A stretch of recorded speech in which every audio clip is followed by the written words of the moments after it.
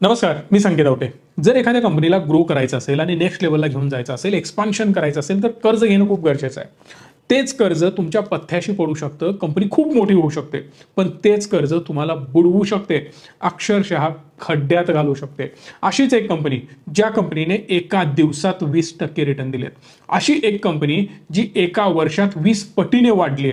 अशी एक कंपनी गेल्या 3 वर्षांमध्ये तुम्हाला मोर दॅन 2000+% रिटर्न देते. हो, त्या कंपनीचं नाव आहे अलोक इंडस्ट्रीज. या कंपनीबद्दल इन डिटेल आपण चर्चा करणार आहोत, कारण या कंपनीमध्ये रिलायन्सने 3300 कोटी रुपयांची गुंतवणूक आता सध्या केली. एवढंच नाही तर या कंपनीचे कंट्रोलिंग स्टेक 40% स्टेक आहे तर रिलायन्सकडे. कंप्लीट कंपनीचं मॅनेजमेंट, त्यांचे ऑपरेशन्स आणि त्या कंपनीचं सुपरविजन सगळा कंट्रोल रिलायन्सकडे आहे. मग ही कंपनी आता एवढी का वाढतीये याबद्दल आपण आता इन डिटेल अनालिसिस करणार, पण त्यासाठी जाणून घ्यावं लागेल कंपनी नेमकं करते काय. कंपनी करते टेक्सटाईल बिझनेसमध्ये काम आणि यामध्ये वेगवेगळ्या त्यांच्या डिव्हिजन्स आहेत. डायव्हर्सिफिकेशन त्यांनी केलंय, म्हणजेच home textile, cotton yarn, apparel fabrics, त्याचबरोबर garment, technical textile, textile accessories, त्याचबरोबर पॉलिस्टर यार्न, या सगळ्या वेगवेगळ्या सेगमेंटमध्ये कंपनी काम करते. जर रिव्हेन्यू ब्रेकअप कंपनीचा बघितला तर 76% रिव्हेन्यू भारतातून जनरेट होतो, तर अदर कंट्रीजमधून 24% रिव्हेन्यू जनरेट होतो. अलोक इंडस्ट्री ही भारतातील one of the largest textile company आहे. एवढंच नाही तर जगभरात 90 देशांना ही कंपनी एक्सपोर्ट करते, ज्यामध्ये युरोप आहे, साऊथ अमेरिका, एशिया, आफ्रिका अशा वेगवेगळ्या खंडांमध्ये ही कंपनी एक्सपोर्ट करते. बरं, यामध्ये मेजर कंपनीचे जर तुम्ही ब्रँड्स बघितले किंवा कस्टमर बघितले तर तुम्हाला ते कळतील. हे ह्यूज मोठे कस्टमर आहेत, नावाजलेले कस्टमर आहेत, प्रीमियम कस्टमर आहेत, ज्यामध्ये पहिलं नाव आहे Levi's, Walmart, Tommy Hilfiger, H&M, Calvin Klein, Tesco. एवढं सगळं चांगलं चालू असताना कंपनी दिवाळखोरीला का निघाली? ऍक्च्युअली कंपनीनं इनसॉल्व्हन्सी फाईल केली, तेवढ्यातच अनेक चमत्कार झाले, ते मी पुढे डिस्कस करेन. पण 2000 ते 2006 हा 6 वर्षांचा पिरियड कंपनीसाठी गोल्डन पिरियड होता. लेफ्ट अँड राईट एक्सपान्शन कंपनीनं सुरुवात केलं होतं. ज्या ज्या गोष्टींमध्ये घुसता येईल त्या गोष्टींमध्ये कंपनी घुसत होती. एक्सपान्शन करताना कंपनीने बेट लिनन सेगमेंटमध्ये उडी मारली, त्यानंतर स्पिनिंग, वेविंग आणि प्रोसेसिंग मध्ये सुद्धा, आणि त्याचबरोबर गारमेंट सेगमेंटमध्ये कंपनी 2004 साली उतरली. यामुळे कंपनीचा टर्नओव्हर सलग 4 वर्ष 100% ग्रोथ होता. विचार करा ना, प्रत्येक वर्षाला कंपनी डबल होत होते. आता एवढं सगळं चांगलं चालू आहे म्हटल्यानंतर कंपनी गप्प बसेल का? नाही. आता आम्ही फॅब्रिक बनवतोय, वेगवेगळ्या सेगमेंटमध्ये उतरतोय, त्याचबरोबर आमच्याकडे आता मेजर मॅन्युफॅक्चरिंग युनिट्स पण आहेत. मग एवढं सगळं असताना आपला ब्रँड का असू नये? म्हणून कंपनीने, जसं H&M फेमस आहे ना, तर कंपनीने H&A नावाने ब्रँड सुरू केला आणि याचमुळे कंपनीची चांगली ग्रोथ होत होती. स्वतःचे स्टोअर त्यांनी ओपन केलेले होते. 2007 साली कंपनीने 1800 करोड रुपयाचा रेव्हेन्यू जनरेट केलेला होता. आता सेल वाढतोय, ब्रँड मोठा होतोय, कंपनी मोठी होती, रेव्हेन्यू चांगला आपल्याला दिसतोय, एक्सपान्शन स्टेबली होतंय, आपल्याला लोन मिळत आहेत, आणि हे जे काही कंपनी करत होती ना ते सगळं लोन घेऊन. हा शब्द बिलकुल विसरायचा नाही. लोन जेवढं आपल्याला पुढे घेऊन जाऊ शकतं तेवढ्याच गतीनं मागे सुद्धा घेऊन येऊ शकतं. पण आता अच्छे दिन होते कंपनीचे, म्हणून कंपनी नेक्स्ट लेवलला एक्सपांड करण्यावर विचार करत होती. जर कंपनीचे क्लायंट्स तुम्ही बघितले तर हे सगळे प्रीमियम क्लायंट आहेत, आणि त्यावेळी भारतामध्ये प्रीमियम क्लोथिंग यूज करण्याचा ट्रेंड एवढा नव्हता. बिकॉज भारतामध्ये मॅक्सिमम लोकांची विचारसरणी असते की अरे नाही यार, या ब्रँडच्या नावाखाली मी एवढे मोठे स्पेंडिंग नाही करणार. मी अंडरवेअर बनियान विकत घ्यायला 10,000 आणि 20,000 बिलकुल स्पेंड करणार नाही, तो सेन्स बनत नाही. मग हा जो क्राऊड भारतामध्ये कमी होता, तो क्राऊड आपल्याला अक्वायर करायचा असेल मोठ्या प्रमाणात तर तुम्हाला जावं लागेल आउट ऑफ कंट्री. मग देशाबाहेर जायचं असेल तर कंपनीनं आउट ऑफ कंट्री एक्सपान्शन करण्याचा विचार करायला पाहिजे. म्हणून कंपनीने चेक रिपब्लिकमध्ये मिलेटा नावाच्या कंपनीला अक्वायर केलं आणि इथून त्यांची जर्नी सुरू झाली मोठ्या प्रमाणात आउट ऑफ कंट्री एक्सपांड करण्याची. 2008 साली युके बेस्ड कंपनी स्टोर 21 ला सुद्धा याने अक्वायर केलं. 1 by 1 ॲक्विजिशन सुरू झाले, मोठ्या प्रमाणात स्टोर ओपन करायला सुरुवात झाली. 500 स्टोअर जगभरात त्यांनी रिटेल स्टोअर ओपन केले होते. 500 स्टोअर जोक नाही. 500 स्टोअर जेव्हा यांचे ओपन झाले ना, तेव्हा यांना कळून चुकलं की आपलं कर्ज वाढतंय. देशातला सगळ्यात मोठा एक्सपोर्टर बनण्याचा मान यांना मिळाला होता, आणि यातच कंपनीचं कर्ज 24,000 कोटीला जाऊन पोहोचलं होतं. कर्ज मात्र जास्त होतं, पण त्या मानाने यांचा रिव्हेन्यू कमी होता. रिव्हेन्यू कमी, कर्ज जास्त, कर्जाचा EMI जास्त, कर्जावर जे व्याज लागतं ते जास्त वाढत होतं. पण त्या मानाने यांचा रेव्हेन्यू कमी असल्यामुळे कंपनीला स्ट्रगल करायला सुरुवात झालेली होती. 2008 मध्ये जबरदस्त स्टॉक परफॉर्म करत होता, ऑल टाइम हायला पोहोचला होता. पण हळूहळू पुढे जसं जाल तसं तसं क्रायसिस सुरू झाले. 2008 साली लेमन ब्रदर्सची मंदी आली आणि अचानक मार्केट कोसळायला लागले. भारतातच नाही तर मेजर फटका जगभरात बसलेला होता. अमेरिकेमध्ये, युरोपमध्ये लेमन ब्रदर्सनी धुमाकूळ माजवलेला होता, कारण लेमन ब्रदर्स हे अमेरिकनच होते आणि मेजर क्रायसिस तिकडे होता. त्याचा परिणाम यांनी जे ॲक्विजिशन केले होते त्याच्यावर मोठा फटका बसला. दुकानं अक्षरशः कोसळली होती, धंदा ड्रॉप झाला, रिव्हेन्यू कमी झाला. रिव्हेन्यू कमी झाल्यामुळे जे EMIचे हप्ते होते, सोप्या भाषेत मी तुम्हाला सांगतोय, जे कंपनी डेटचं रिपेमेंट करत होती ते वेळेवर जात नव्हते.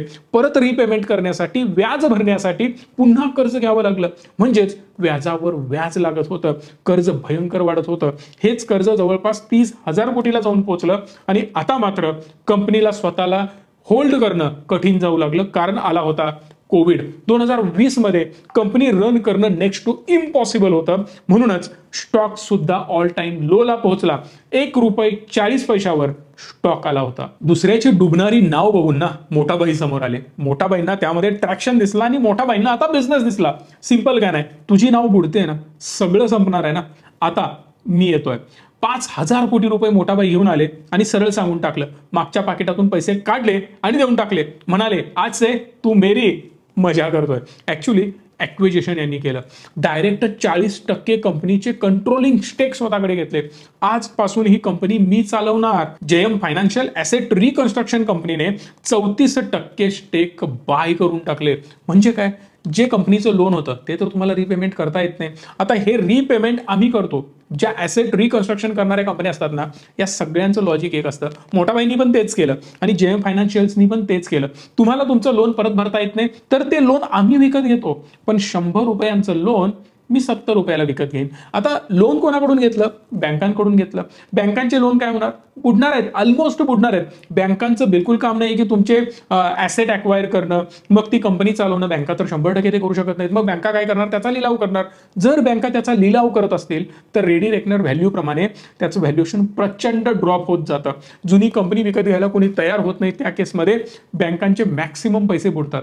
₹100 ₹20 वसूल करणं कठीण जातं. मग या केसमध्ये बँका काय म्हणतात, ही ॲसेट रिकन्स्ट्रक्शन करणारी कंपनी आहे, आमच्या डोक्याला हेडेकच नको, ते ॲक्विजिशन करायला नको, ते सेल करायला नको, ते सेल करणं, ऑप्शन करणं, त्यावर आणि खर्च करणं, या सगळ्या भानगडीत पडायला नको. म्हणून ॲसेट रिकन्स्ट्रक्शन करणाऱ्या कंपनीला पुढे आणलं जातं.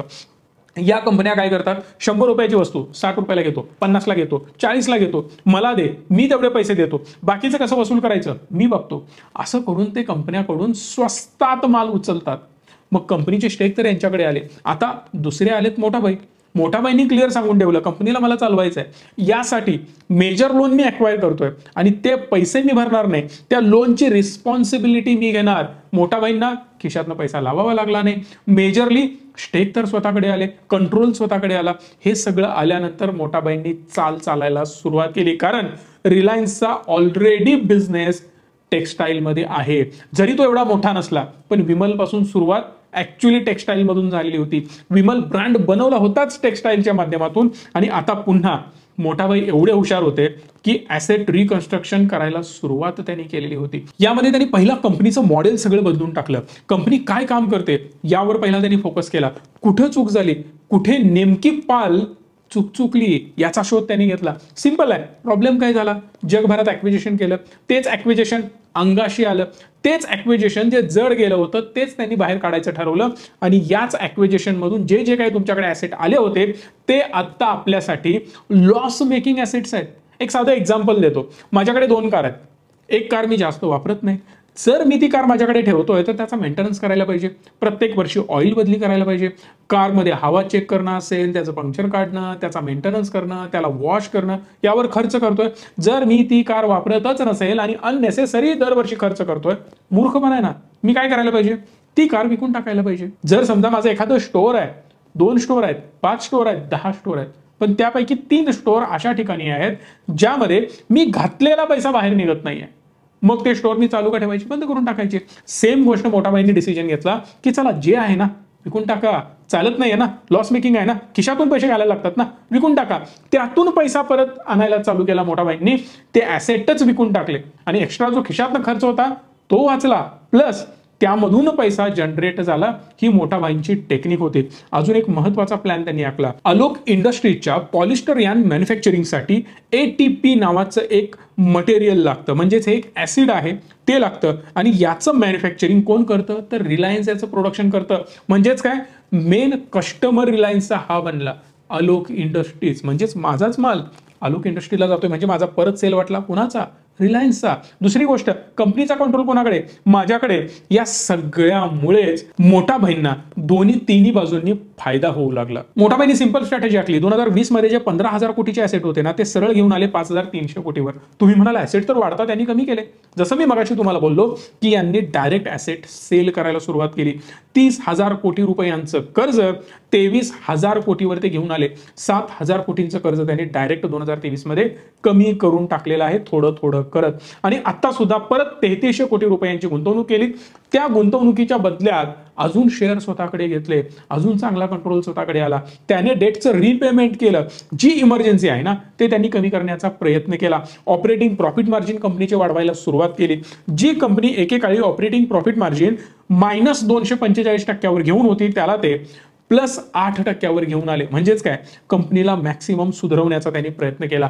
जो सेल कंपनीचा त्यांच्या स्टोअर मधून व्हायचा बंद केला. अननेसेसरी खर्च बंद करून टाकले. सगळे सेल्स ऑनलाईन घेऊन आले.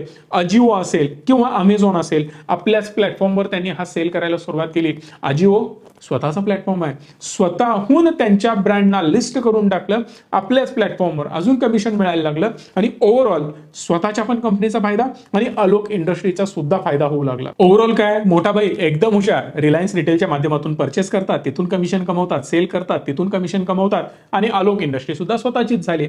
एक सोपं उदाहरण देतो. आज कंपनीचं मार्केट कॅप 13,000 कोटी प्लस आहे आणि मोठा भाईंनी यामध्ये ऑलमोस्ट 75% स्टेक अक्वायर केले दोघांनी मिळून, जेएमने आणि मोठा भाईंनी.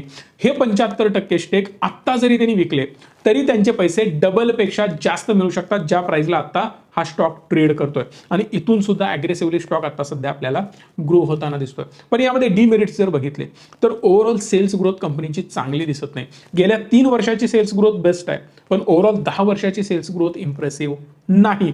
कंपनी लॉस मेकिंग आहे.